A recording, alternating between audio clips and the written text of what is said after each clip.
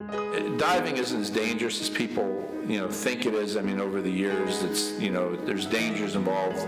I always say I feel a little safer diving than I used to driving up and down 95 to Gulfstream. Once I'm underwater and I get bumped by things that I can't see, the visibility is absolute zero.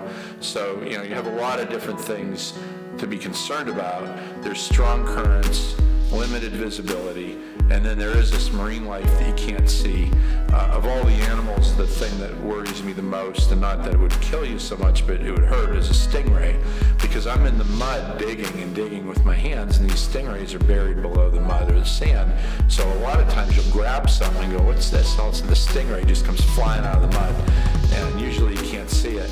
And you got this light that allows you to see, just a couple inches on a good day. And all of a sudden you'll see this tail come flying by you.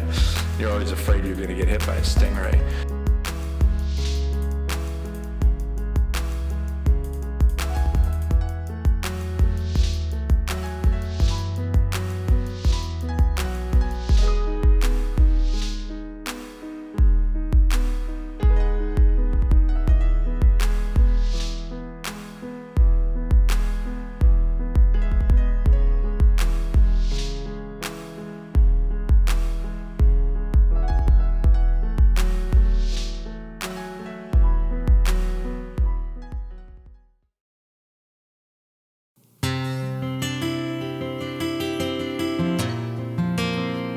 I started diving in 1986 in Erie, Pennsylvania.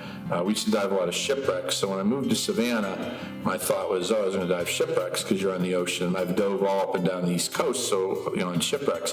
When I got here, I was working for Gulfstream, and there was a guy there who was a diver, and I called him up and said, I'm a diver, I'd like to go out with you guys sometime. He says, well, we dive in the rivers for shark teeth. And I thought, that's the craziest thing I ever heard. I thought, you're in Savannah in the ocean, you go in the rivers for shark teeth. And of course, I was picturing these like little tiny shark teeth that you find on the beaches. And so I go, well, that's, okay, that's great. I was humoring him a little bit. Oh, that's really interesting. But then he brought one of the big teeth in, and he brought this big 5-inch Megalodon tooth in. And I looked at it, I go, wow, I said, I just want to find one of those. So I went out with him a week later, and I found 4 or 5, and I just got hooked. And so it was just something I wanted to do. I wanted to do all the time. Every chance I got, I'd go out and dive in the rivers for shark teeth.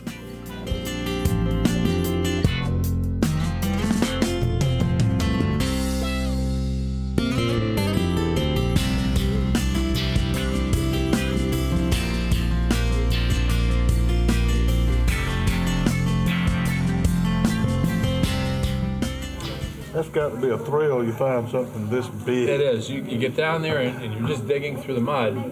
And especially if you're doing, like my dives the last 2 hours, so I'll be digging and digging, you're not finding anything. And all of a sudden, all at once, you just grab something and it's this amazing giant tooth. The most fun I've ever had diving for shark teeth was off the coast of North Carolina.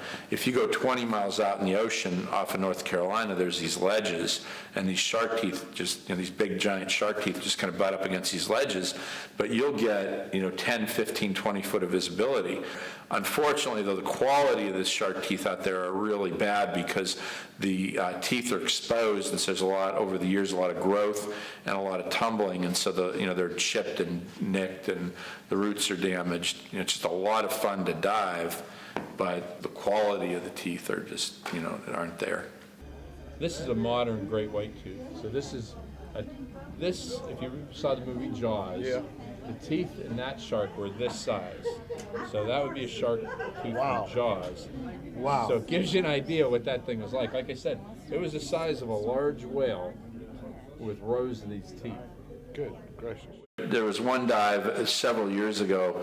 I was in the river and I just wasn't finding anything, so I just started drifting down the river with the current, and all of a sudden I dropped into this deep hole, and in the hole I found some shark teeth. It was right near the end of the dive. Fortunately, I had a buoy with me, so I put the buoy down, sent it to the surface, and I came up, and then my friend came to get me on the boat, or my boat driver came to get me. I said, well, anchor right here. There's a hole here I want to check out. I went back down there, and in one dive I found like 15 50 Megalodon teeth.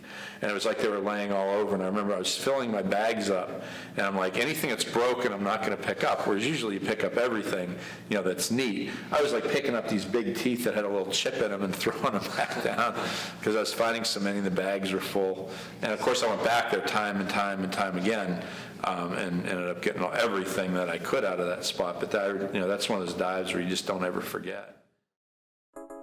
Gene Ashley's my boat captain, but he does a lot more than that. I mean, there's a lot of things that, that I really am thankful for having him. I mean, first of all, he's very dependable in terms of coming out. If we say we're going to go diving, he's going to go.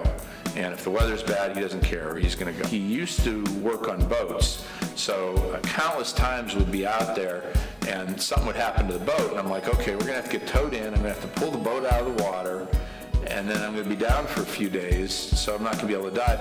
And he'd start pulling things apart, and all of a sudden I go, oh, I think this is the problem, and all of a sudden it would run again. So it's like I not only have a boat captain, but I have a boat mechanic. And, and I think he enjoys this, maybe not as much as I do, the finding the shark teeth, because when I come up, I'm struggling to get on the boat, and I'm standing there and I have all this gear on, and I'm trying to get on the boat, and he's already in the bag looking, oh, this is a great tooth, and then half the time he throws everything in a bag before I even get to see it. But I think it's a good match, for him, because he's always, loved to go out in the water, and he's fishing, and he knows boats, and so he gets to go out a lot on the boat.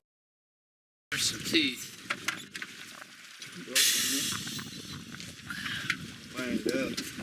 Are they?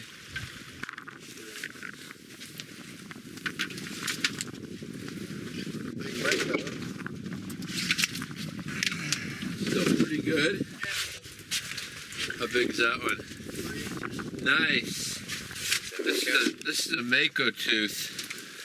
And they top out at about 3 inches, and this one's 3 inches, so it's about as big as they get. They get a little bit bigger, but 3-inch makos are real rare find.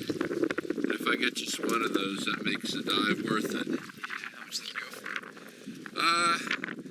Usually $250, $300.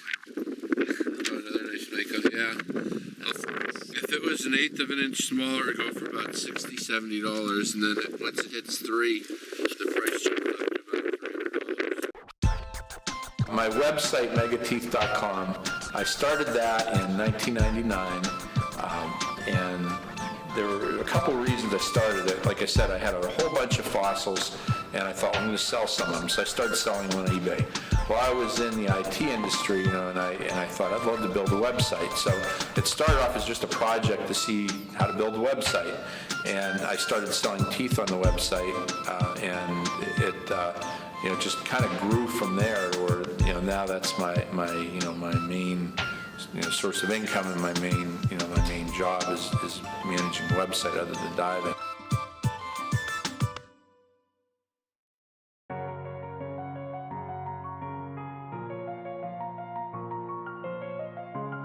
It's just all fun. I mean, you're down there, and it's like best thing I can describe it to is when you're a kid and you're on an Easter egg hunt. You're just down there. You don't know what you're going to find. You're going to find something, and it's going to be cool, but you have no idea what it's going to be.